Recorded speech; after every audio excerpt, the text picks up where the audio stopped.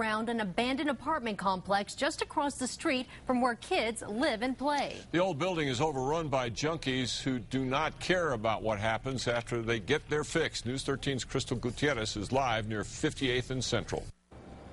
And Dick, the amount of syringes found in these two lots even surprised some firefighters. But the majority of the stash of needles was found here, around this abandoned apartment complex. I think roughly around 60 or so individual sharps or needles is what they were able to pick up. Firefighters say they were picking up syringes by the handful, several handfuls. Police called them in around noon after a tip led them here to Estancia Northwest right off of Central. Needles were scattered everywhere, from small syringes to large ones. A single would be the size of a TB syringe. How big is that? It's going to be probably about this big.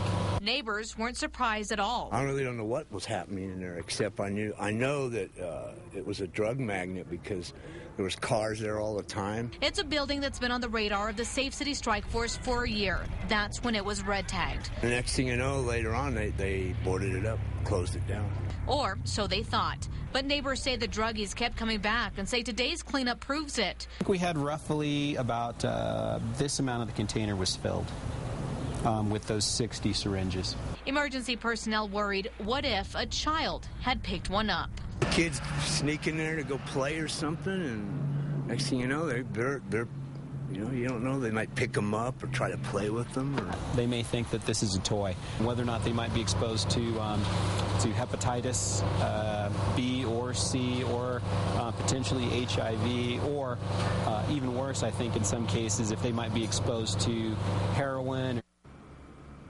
And the Safe City Strike Force says it's working on knocking the abandoned building down. Neighbors say that should help, but until then, they worry the crime will continue. Back to you. All right, Crystal, they also tell us that stepped-up police patrols have helped, but the problem obviously has not been solved.